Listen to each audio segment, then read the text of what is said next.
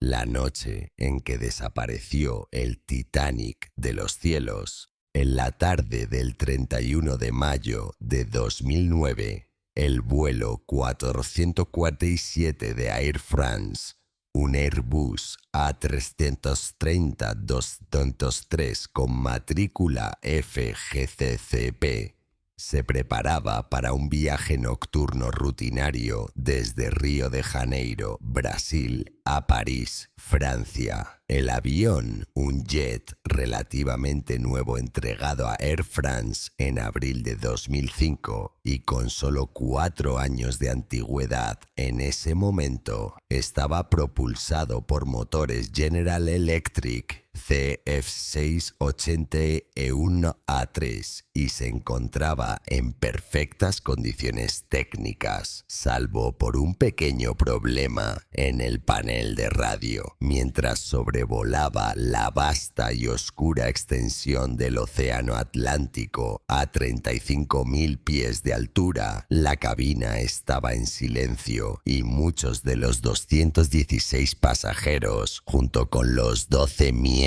de la tripulación, incluidos 3 pilotos, probablemente dormían. Lo que sucedió en los minutos siguientes conmocionaría al mundo de la aviación, ya que este avión tecnológicamente avanzado, a menudo denominado el Titanic de los cielos, desaparecería sin dejar rastro durante 2 angustiosos años. La verdad exacta de lo que ocurrió permaneció oculta a casi 13.000 pies bajo la superficie del océano. La tripulación y su viaje. El vuelo fue operado por una tripulación ampliada de 3 pilotos experimentados debido a la larga duración del viaje, que superaba las 10 horas, para permitir los periodos de descanso programados. El piloto al mando era el capitán Marc Dubois, de 58 años, un aviador muy experimentado con casi 11.000 horas de vuelo, incluidas 1.700 horas en el Airbus A330. Llevaba en Air France desde 1988 y estaba cualificado para pilotar varios tipos de Airbus.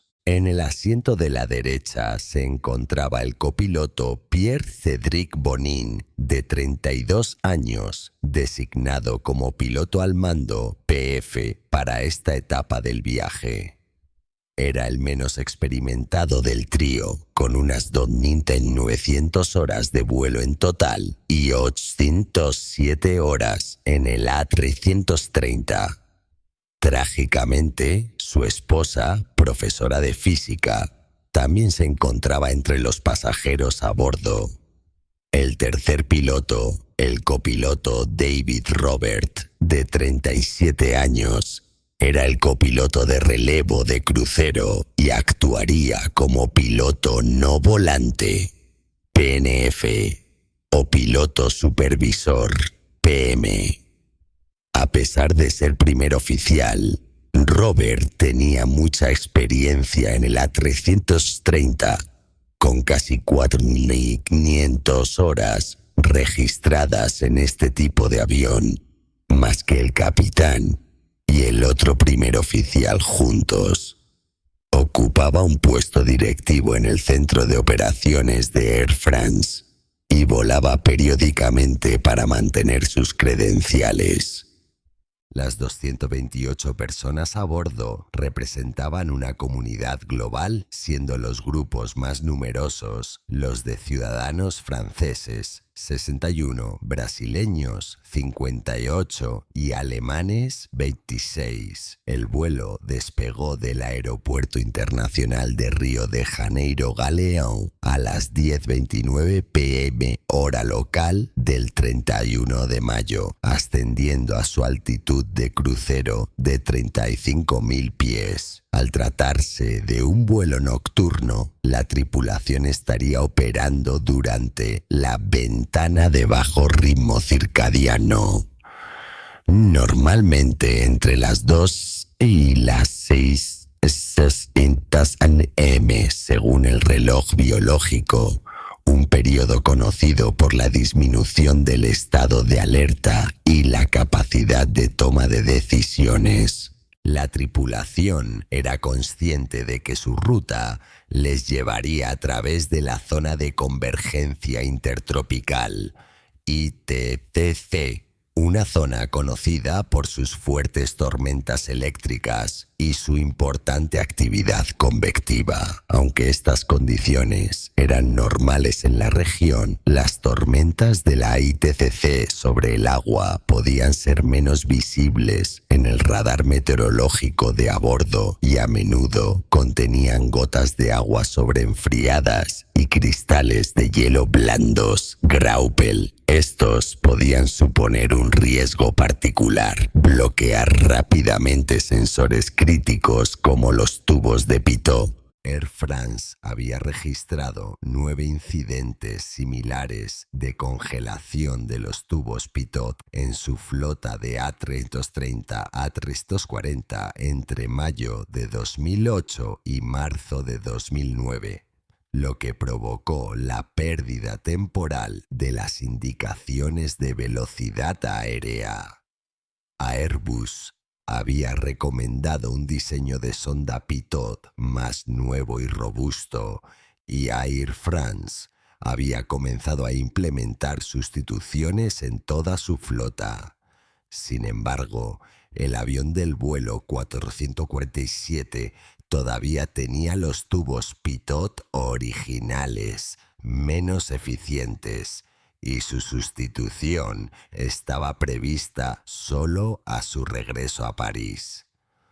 Los pilotos estaban entrenados en un procedimiento de indicación de velocidad aérea poco fiable, principalmente para altitudes bajas, ya que los problemas a gran altitud se consideraban menos peligrosos. Es importante destacar que ninguno de los pilotos del vuelo 447 había recibido recientemente formación para la recuperación de pérdida, especialmente a gran altitud, ya que su última formación se había centrado en la recuperación a baja altitud utilizando el empuje del motor en lugar de la inclinación hacia abajo. Tras el ascenso inicial, el capitán Dubois abandonó la cabina para descansar aproximadamente a las 02 UTC, dejando al primer oficial Bonin como piloto al mando y al primer oficial Robert como piloto de control. Bonin informó a Robert sobre la turbulencia prevista, la capa de nubes actual y su imposibilidad de ascender más debido a las temperaturas exteriores inusualmente cálidas que limitaban su altitud máxima de seguridad. No hubo ninguna discusión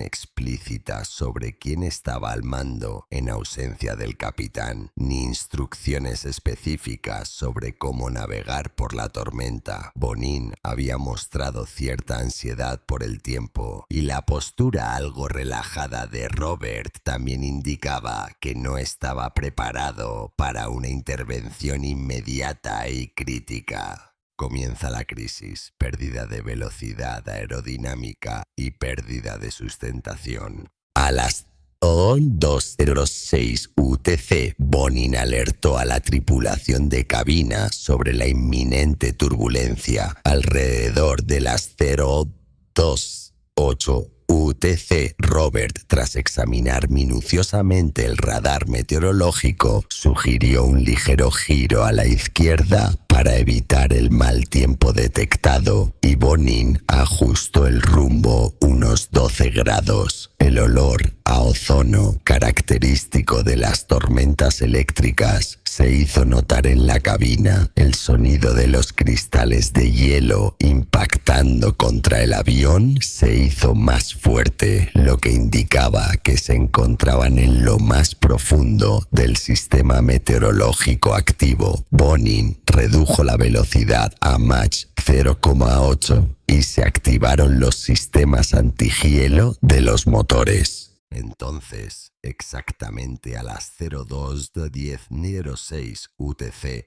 El piloto automático se desconectó repentinamente con una alarma distintiva de carga de caballería, seguida 3 segundos más tarde por el sistema de empuje automático. El avión comenzó a girar hacia la derecha. Bonin declaró inmediatamente: «Tengo los controles», y luego, inexplicablemente, tiró bruscamente de la palanca lateral, lo que provocó que la aeronave entrara en un ascenso pronunciado. Esta acción era innecesaria y excesiva dadas las circunstancias, especialmente a gran altitud.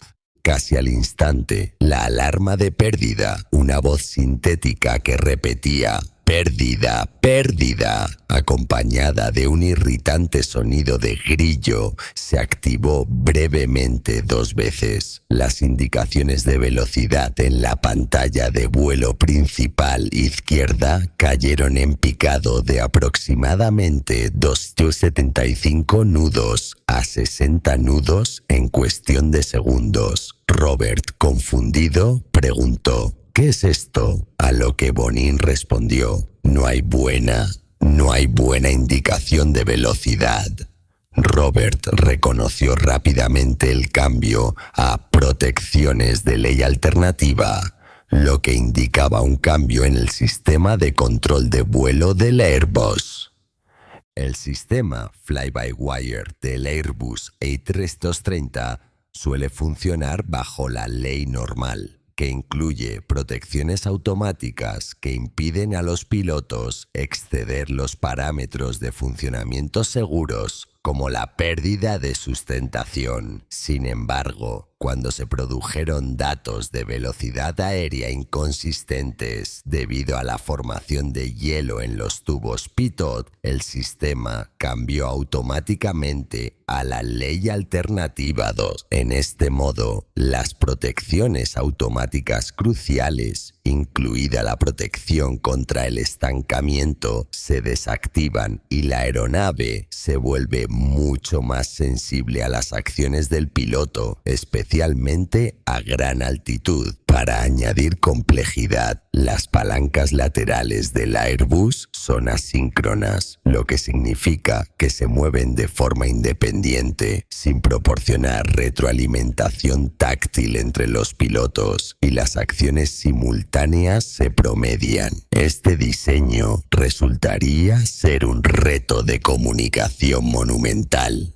A pesar de las urgentes llamadas de Robert para que vigilaran la velocidad y descendieran, Bonin siguió aplicando comandos de elevación del morro. La aeronave ascendió rápidamente a una velocidad aterradora de 7.000 pies por minuto, superando con creces las velocidades de ascenso normales, mientras perdía velocidad de avance. Al cabo de 1 minuto aproximadamente, los tubos pitot se despejaron y volvieron a aparecer indicaciones válidas de velocidad aérea. Sin embargo, Bonin persistió en sus comandos de elevación del morro. Robert, consciente de la gravedad de la situación, pulsó repetidamente el botón de llamada para que el capitán Dubois acudiera a la cabina. Aproximadamente a las 02:11:10 UTC, el avión alcanzó su altitud máxima de 38.mil pies. Con el morro elevado a un ángulo extremo de 18 grados, el avión entró en pérdida aerodinámica y comenzó un descenso incontrolado. El ángulo de ataque, el ángulo entre el ala y el flujo de aire entrante, aumentó rápidamente hasta los 30 grados y luego hasta los 40 grados, muy por encima del ángulo crítico para un vuelo sostenido. La alarma de pérdida, que había sonado brevemente antes, sonó ahora de forma continua durante 54 segundos, acompañada de sacudidas del fuselaje, un signo físico de la perturbación del flujo de aire sobre las alas. Sin embargo, ninguno de los pilotos mencionó verbalmente la palabra pérdida ni reconoció la situación crítica. La respuesta continuada de Bonin, empujando el empuje del motor a toga, modo de despegue, aterrizaje, mientras mantenía una actitud de morro hacia arriba, demostró un malentendido fundamental. Se trataba de una maniobra de baja altitud aplicada de forma inadecuada a gran altitud, donde el LIS, el aire enrarecido, proporciona menos sustentación y el empuje del motor se reduce. Sus acciones, influenciadas por el estrés y una vuelta a respuestas familiares y arraigadas, eran exactamente lo contrario de lo que se necesitaba para recuperarse de una pérdida. Empujar el morro hacia abajo. Para empeorar las cosas, el estabilizador horizontal trimable THS se había movido automáticamente a una posición de morro hacia arriba de 13 grados, lo que complicaba significativamente la dificultad de la recuperación.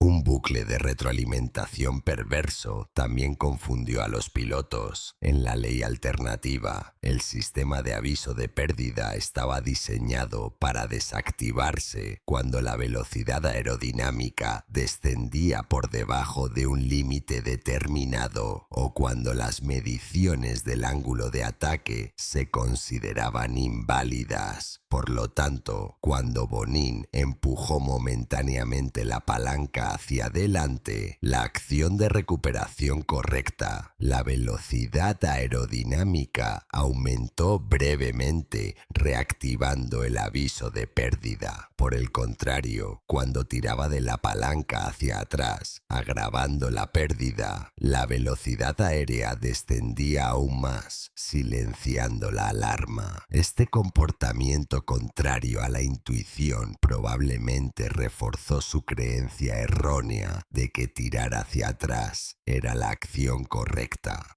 Los últimos 4 minutos, caos en la cabina. A las 02 OS 11:32 UTC, Bonin exclamó: «Ya no tengo control sobre el avión. No tengo control sobre el avión en absoluto». Robert, intentando tomar el control, gritó: «¡Controles a la izquierda!» y empujó su palanca lateral hacia adelante. Sin embargo, sin que Robert lo supiera, Bonin seguía tirando de su palanca lateral hacia atrás, lo que provocó que sus acciones se anularan mutuamente y se activara una advertencia sonora de doble entrada. Para mayor confusión, Bonin recuperó el control casi inmediatamente, sin informar formalmente a Robert. Solo 90 segundos después de que se desconectara el piloto automático, el capitán Dubois regresó a la cabina a las 02 11:40 UTC y preguntó: «¿Qué demonios estáis haciendo?». Robert respondió con desesperación: «Hemos perdido totalmente el control del avión. No entendemos nada. Lo hemos intentado todo». En ese momento, el avión había vuelto a su altitud inicial, pero caía rápidamente a una velocidad de 10.000 pies por minuto, con el morro inclinado 15 grados hacia arriba y una velocidad de avance de solo 100 nudos. Los tubos pitot ya funcionaban, pero la velocidad era tan baja que los datos del ángulo de ataque se consideraron inválidos y la advertencia de pérdida se detuvo temporalmente. lo que ocultó aún más la verdadera situación a los pilotos. ¡Ey! Desde su asiento detrás de ellos, el capitán no podía comprender completamente la situación, en particular que Bonin mantenía continuamente los controles completamente hacia atrás. La tripulación también incumplió los principios fundamentales de la gestión de recursos de la tripulación, CRM, al carecer de una comunicación clara y de un entendimiento común sobre quién hacía qué y quién estaba al mando. Mientras el avión continuaba su aterrador descenso, Robert gritaba repetidamente: «¡Asciende, asciende, asciende!». Fue en ese momento, a las 02:13:40 UTC, cuando Bonin finalmente pronunció la crucial y aterradora verdad: «Pero llevo un rato con la palanca completamente hacia atrás». Al oír esto, el capitán Dubois comprendió por fin la causa fundamental de su difícil situación. «No, no, no, no subas. No, no, no», gritó, dándose cuenta de la fatal decisión de Bonin. Robert, que ahora comprendía la situación, intentó desesperadamente tomar el control definitivo. «Entonces, baja. Dame los controles. Dame los controles». Bonin finalmente cedió el control, permitiendo a Robert empujar la palanca lateral hacia adelante e intentar recuperar velocidad. Sin embargo, ya era demasiado tarde. Cuando el avión descendió por debajo de los 8.000 pies, el sistema de alerta de proximidad al suelo emitió un fuerte tasa de descenso, seguido de alarmas urgentes de «sube». En un acto desesperado, definitivo y trágicamente contraproducente, Bonin, sin informar a sus colegas, volvió a tirar de la palanca lateral hacia atrás. Sus últimas palabras, llenas de terror e incredulidad, fueron: «Vamos a estrellarnos. No puede ser verdad. ¿Qué está pasando?». Las últimas palabras registradas del capitán Dubois fueron: «10 grados de actitud de cabeceo». A las 02:14:28.4 UTC, tras 3 minutos y 30 segundos de pérdida sostenida y caída libre desde 38.000 pies, el vuelo 447 de Air France impactó violentamente contra el océano Atlántico, con el morro levantado 16,2 grados a una velocidad de 152 nudos y una velocidad vertical de 10.912 pies por minuto. El Airbus quedó completamente destruido por el impacto y los 228 ocupantes fallecieron instantáneamente a causa del traumatismo contuso resultante. La búsqueda, la investigación y su legado duradero. Inmediatamente después del accidente, el control de tráfico aéreo de Dakar no logró contactar con el vuelo 447, creyendo inicialmente que había desaparecido. Se iniciaron las operaciones de búsqueda y rescate brasileñas y francesas, y el 6 de junio de 2009 se encontraron los primeros cadáveres y restos, incluido el estabilizador vertical del avión, lo que confirmó el accidente. La búsqueda de las grabadoras del avión, o cajas negras, comenzó de inmediato, pero se vio dificultada por la inmensa profundidad del océano Atlántico en la zona del accidente, que alcanza casi 13.000 pies en un terreno accidentado. Tras múltiples intentos fallidos a lo largo de 2009 y 2010,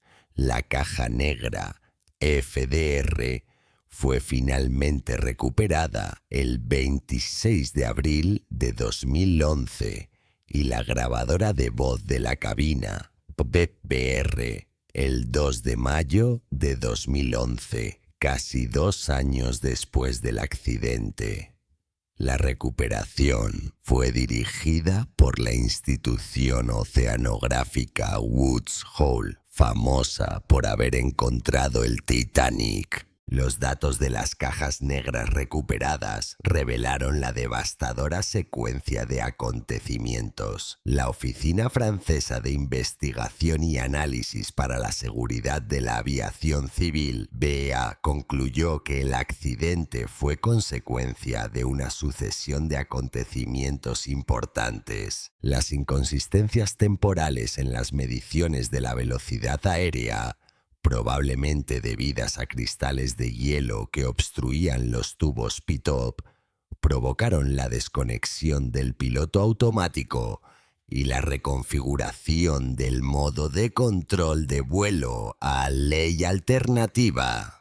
La tripulación realizó maniobras de control inadecuadas que desestabilizaron la trayectoria de vuelo. La tripulación no siguió el procedimiento adecuado para la pérdida de información sobre la velocidad aérea mostrada. La tripulación tardó en identificar y corregir la desviación de la trayectoria de vuelo. La tripulación no comprendía el enfoque de la pérdida. La tripulación no se dio cuenta de que la aeronave había entrado en pérdida y, en consecuencia, no realizó las maniobras que habrían permitido recuperarla. El informe final de la BEA destacó varios factores contribuyentes, entre ellos la falta de formación práctica para manejar manualmente la aeronave a gran altitud durante anomalías en la velocidad aérea, el debilitamiento del reparto de tareas y la mala gestión del efecto sorpresa entre los copilotos, la naturaleza confusa de la pantalla de la cabina que mostraba lecturas inconsistentes de la velocidad aérea y el comportamiento engañoso del sistema de aviso de pérdida en ley alternativa. Análisis independientes también señalaron la naturaleza asincrónica de las palancas laterales de Airbus que impedían a los pilotos percibir físicamente las acciones del otro,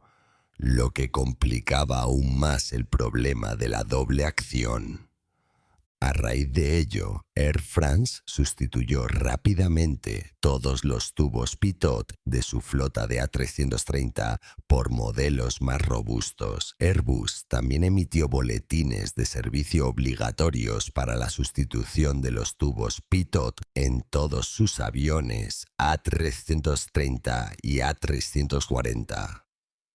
Fundamentalmente, el accidente provocó cambios significativos en la formación de los pilotos en todo el mundo, centrándose en el manejo manual de la aeronave a gran altitud, el reconocimiento y la recuperación de pérdidas y la mejora de la gestión de los recursos de la tripulación. También se hicieron recomendaciones de diseño para que las pantallas de velocidad y los indicadores de ángulo de ataque AOA en la cabina fueran más claros. Air France y Airbus fueron posteriormente acusadas de homicidio involuntario en los tribunales franceses. Aunque los cargos iniciales fueron retirados, un tribunal de apelación de París dictaminó en 2021 que había pruebas suficientes para celebrar un juicio. En abril de 2023, ambas empresas fueron absueltas, y el veredicto apuntó en gran medida a un error del piloto. Sin embargo, el fiscal presentó un recurso contra esta decisión. El número de vuelo AF447 se cambió posteriormente por AF445 y, más tarde, por AAF485. Air France también ha comenzado a retirar su flota de Airbus A330, sustituyéndola por modelos más nuevos. El destino de los implicados. Es fundamental señalar que no hubo supervivientes del vuelo 447 de Air France. Los 228 pasajeros y miembros de la tripulación fallecieron instantáneamente al impactar contra el océano. Las labores de búsqueda y recuperación, aunque exhaustivas, solo lograron recuperar 154 cadáveres, quedando 74 sin recuperar en las profundidades del océano. Los cadáveres recuperados fueron trasladados a Brasil para su autopsia e identificación, entre los que se encontraba el capitán Marc Dubois. Para las familias de las víctimas, los 2 años de espera hasta la recuperación de la caja negra fueron un periodo angustioso en el que no sabían qué había ocurrido en los últimos momentos de sus seres queridos. Air France estableció centros de crisis en el aeropuerto Charles de Gaulle y posteriormente pagó una indemnización inicial a las familias de cada una de las víctimas.